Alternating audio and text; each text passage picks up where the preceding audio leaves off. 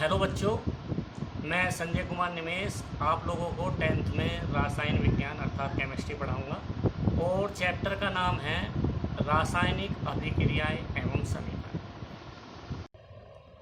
तो बच्चों, चैप्टर का नाम है रासायनिक अभिक्रियाएं एवं समीकरण। इसको हम अंग्रेजी में बोलते हैं केमिकल रिएक्शन एंड इक्वेशन। तो बच्चों, रासायनिक अभिक्रियाएं और समीकरण को स्टार्ट करने से पहले कुछ जो बेसिक कंसेप्ट होते हैं जो आपको इस चैप्टर के अंदर कुछ चिन्ह दिखाई देंगे, वो किस किस तरह के होंगे मैं उसको बताना चाह रहा हूँ। पहला पॉइंट है बच्चों, यौगिक के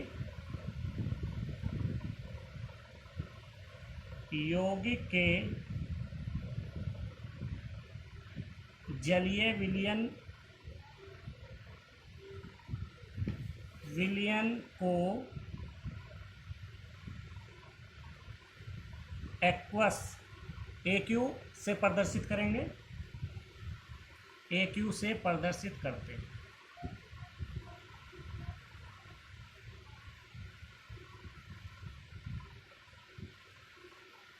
तो बेसिक कंसेप्ट का पहला है जो आपका बेस है चैप्टर का, पहले ये पता होना चाहिए। तो बच्चों, या तो हम ये कोई बीकर है हमारे पास, बीकर में जल लिया है, जल में कुछ हमने इसमें मिलाया है और मिलने के बाद जो भी हमें प्राप्त होता है, इसको मिलाने के बाद जो ये विलयन जो हमें प्राप्त होता है इसको बोलते हैं हम विलयन। तो विलयन कैसा बनता है बच्चों? हमारा कोई विलय होता है और विलायक दोनों का मिलके जो बनता है उसे विलयन बोलते हैं, और अंग्रेजी में इसको हम बोलते हैं जलीय विलयन। जलीय विलयन, जिसको आप किताब में AQ जहाँ भी लिखा मिलेगा उसका मतलब है जलीय विलयन या एक्वस सॉल्यूशन। पहला पॉइंट बच्चों का आपको समझ आया होगा। तो जलीय विलयन हम उसको कहते हैं, जल में जिसको भी हम घोलने के बाद जो भी हमें प्राप्त होता है उसको हम कहते हैं जलीय विलयन। जल में जिसको भी घोला जाए और घोलने के बाद जो हमें प्राप्त होता है उसको बोलते हैं जलीय विलयन, उसको हम बोलते हैं एक्वस। जहाँ भी AQ लिखा होगा ये जलीय विलयन होगा। इतना बड़ा ना लिखकर बच्चों हम वहाँ लिखेंगे AQ। दूसरा पॉइंट,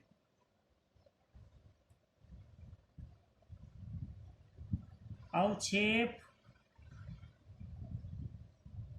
के प्रतीक चिन्ह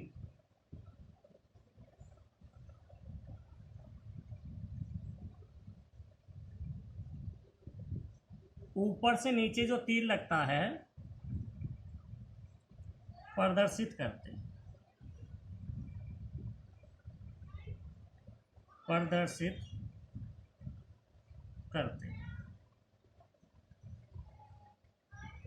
अवक्षेप किसे कहते हैं बच्चों? कोई हमने बीकर लिया है, कोई भी बर्तन लिया है कोई पात्र लिया है, जल लिया है और जल में हमने कुछ मिलाया है। सपोज करो हमने चीनी व रेत मिलाया है, तो बच्चों चीनी तो हमारी घुल जाएगी, घुलने के बाद नीचे कुछ समय बाद जो रेत है नीचे बैठ जाता है। जो भी हमारा नीचे की तरफ जलीय विलयन में बैठा होता है या इकट्ठा रहता है या एकत्रित रहता है उसको हम अवक्षेप या PPT बोलते हैं उसको हम PPT बोलते हैं। तो बच्चों, जहाँ भी हम इस तरह से जो भी नीचे कुछ बैठा होगा उसको हम इस एरो से रिप्रेजेंट करेंगे, प्रदर्शित करेंगे। एक बार फिर समझो बच्चों, अवक्षेप के चिन्ह को हम नीचे की तरफ एरो लगाएंगे तो जब भी हम इस तरह से कहीं भी रासायनिक समीकरण में हमें इस एरो का देखा जाता है, जहाँ भी ये एरो कहीं भी रासायनिक अभिक्रिया में आएगी वो अवक्षेप को प्रदर्शित करेगी। इसका मतलब ये है कि जलीय विलयन में वो चीज़ नीचे बैठ जाती है। ये कैसा पता लगता है बच्चों, ये नीचे बैठ रही है जलीय विलयन में? नहीं, जब हम प्रयोगशाला में, लैब में जब हम प्रैक्टिकल करते हैं और प्रैक्टिकल करने के बाद हमें ये पता चलता है कि कौन सी चीज़ हमारी वाष्प के रूप में ऊपर निकलेगी, बहुत सी चीज़ जो नीचे बैठ जाएगी। ये चीज़ हम केवल प्रयोगशाला में ही देख सकते हैं। लेकिन मैं बता रहा हूँ जहाँ ये हमारा अवक्षेप प्राप्त होगा उसको हम पीपीटी भी बोलते हैं। उसको हम एरो नीचे की तरफ रखेंगे जो हमारा बर्तन की तली में नीचे एकत्रित हो जाता है। नंबर 3 पॉइंट बच्चों,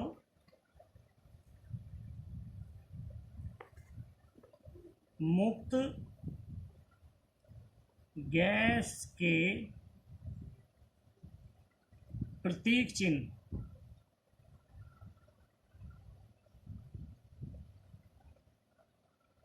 ऊपर की तरफ एरो से प्रदर्शित करते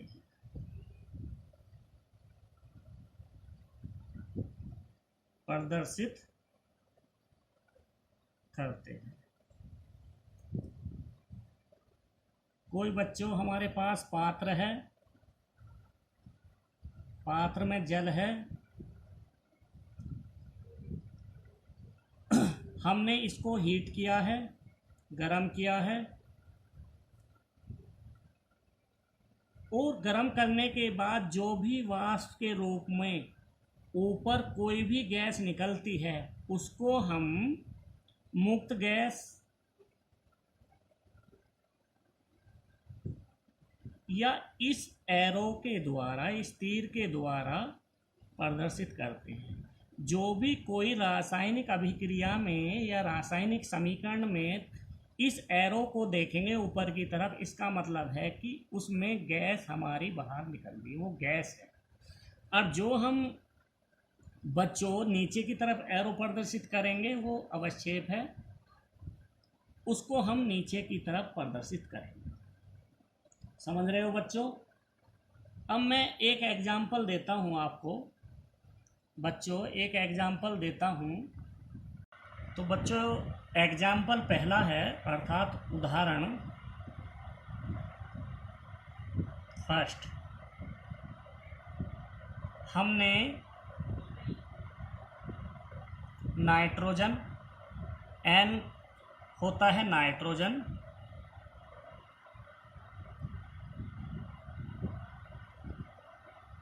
प्लस हाइड्रोजन को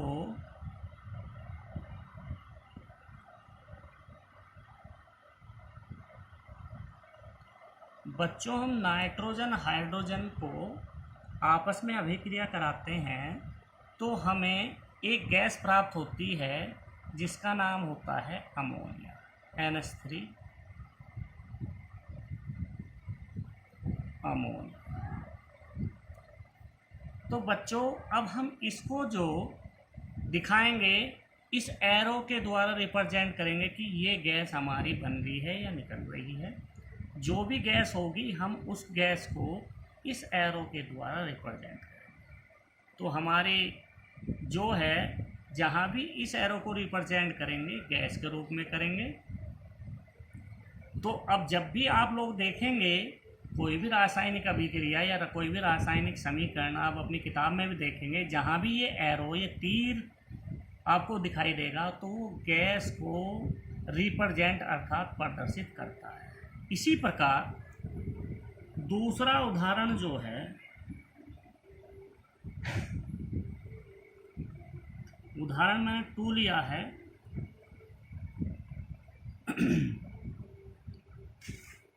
Ca प्लस CO2 को यदि मैं, ये हमारा कैल्शियम है, ये कार्बन डाइऑक्साइड है, कार्बन डाइऑक्साइड।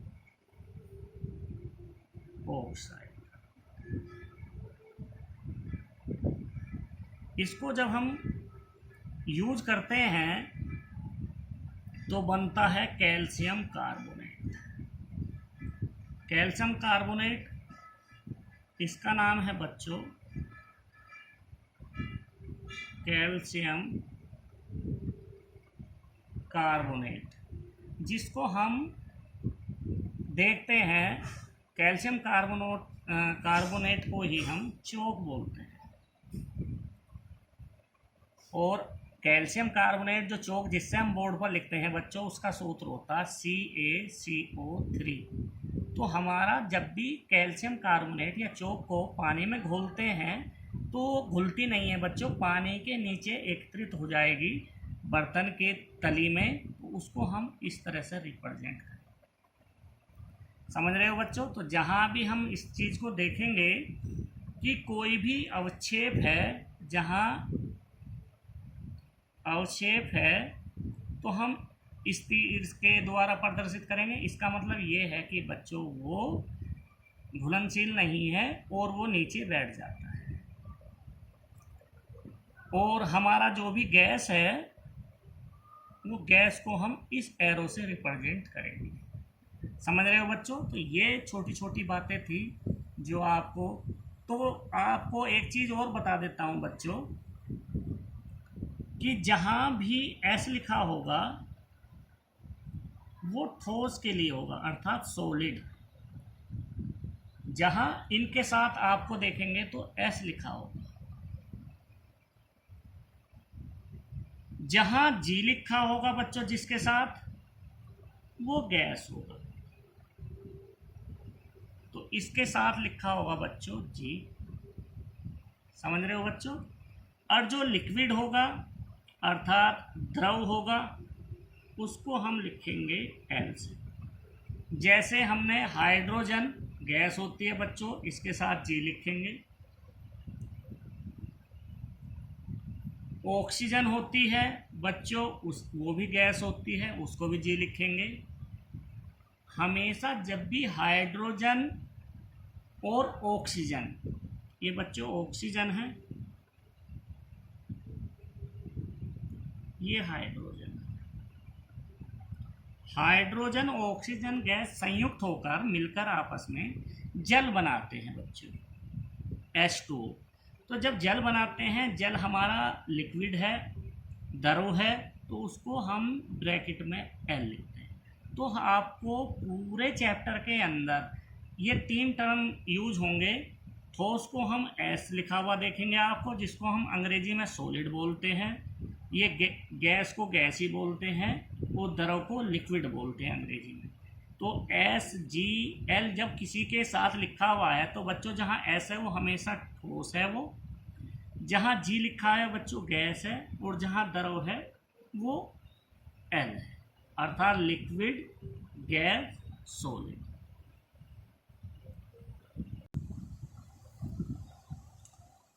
बच्चों कोई भी हम रासायनिक अभिक्रियाएं से पहले समीकरण लिखते हैं, तो समीकरण को हम जब भी प्रेजेंट करते हैं, रिप्रेजेंट करते हैं या प्रदर्शित करते हैं, एक एरो दिखाई देगा आपको लेफ्ट से राइट की तरफ। इस तरह से एरो लेफ्ट से राइट की तरफ एरो लगाना है बच्चों। ये हमें बताएगा कि कोई भी रासायनिक अभिक्रिया हो रही है, किस किस के बीच में हो रही है। मान के चलो A+B आपस में अभिक्रिया करके C+D बना रहे हैं। तो इसके इधर जो होते हैं बच्चों, जितने भी लिखे हों, 1 लिखा हो, 2 लिखे हों, 4 लिखे हों, 10 लिखे हों, वो टोटल हमारे अभिकर्मक कहलाते हैं।